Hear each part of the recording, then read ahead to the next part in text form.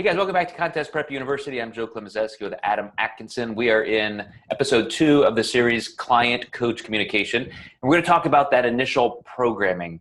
So we talked last time briefly about just that initial contact and how you should even be looking to win each other over as a coach and client by being thoughtful, preemptive in terms of providing information and communication and structure. But let's say, Adam, we're now setting up the programming. So I know I have my methods that change over time. They evolve with how I think clients respond best. But I will create some initial programming and have some certain forms, and then I'll go through kind of the next steps. But a lot of people shop coaches, they switch, they bail out because they feel like they are not treated as an individual. You know, how many times do you hear somebody say, well, he gave me the exact same program as somebody else, or she did this. And people have to understand that when you deal with hundreds of clients, you do have certain forms and templates and processes that do overlap.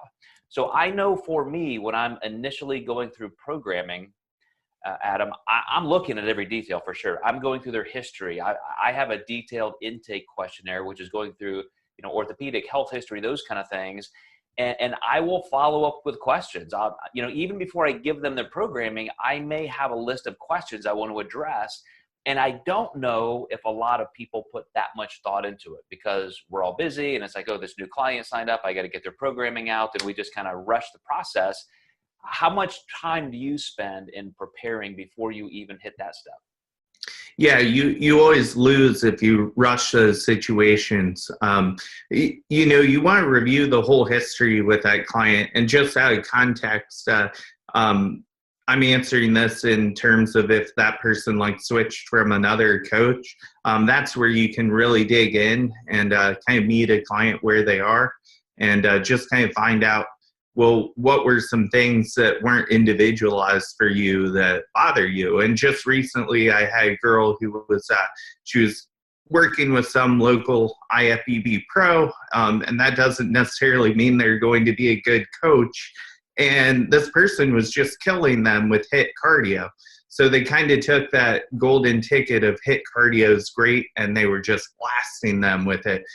So one of the first things I did, I said, this is going to be really hard for you, but I'm having you take 3 off days, and I'm even raising your food intake, and I'm actually giving you 3 refeed meals right out the gates because I wanted to focus on recovery and kind of have a fresh start with her.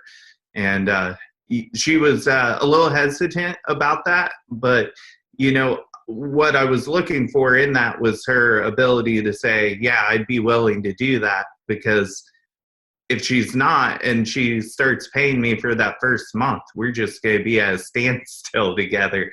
So I almost like a little bit of confrontation in terms of this is going to be hard for me to do, but I'm willing to do it. Yeah.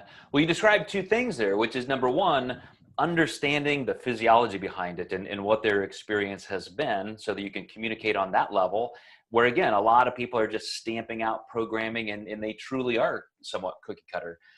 But also the psychology of just knowing what their experience has been. And I know you as a person, so you're not asking what their frustrations have been because you're going to then try and make sure you become that. You're not morphing yourself into somebody else. But you're doing it because you know what their sensitivities are at that point. You know what they've really, been, perceiving as a slight or a disservice. And so you can make sure that you're explaining things in probably a better way. And it all comes back down to just communication, just literally having human to human conversation. Absolutely. Another thing when I'm presenting and asking for that information is, did they present that to their last coach? Because if they didn't, it's more so I know with that person, I probably need to reach out and ask more questions and not just assume they're going to tell me everything. I literally had what I think is the best compliment of my life as a coach the other day. Somebody typed back to me, I'm sorry, but I've just never had someone show this much interest in me. How does that feel? I mean, when you can say, wow, what do the rest of the coaches in this industry do? When somebody would volunteer that as a statement? Yeah, that's always a great compliment, and I think a lot of people are blown away what we do in just the beginning of their programming, even when they've already paid their invoice. How we dig in and just really tailor everything to the person versus just here's their height and body weight, so here's your macros.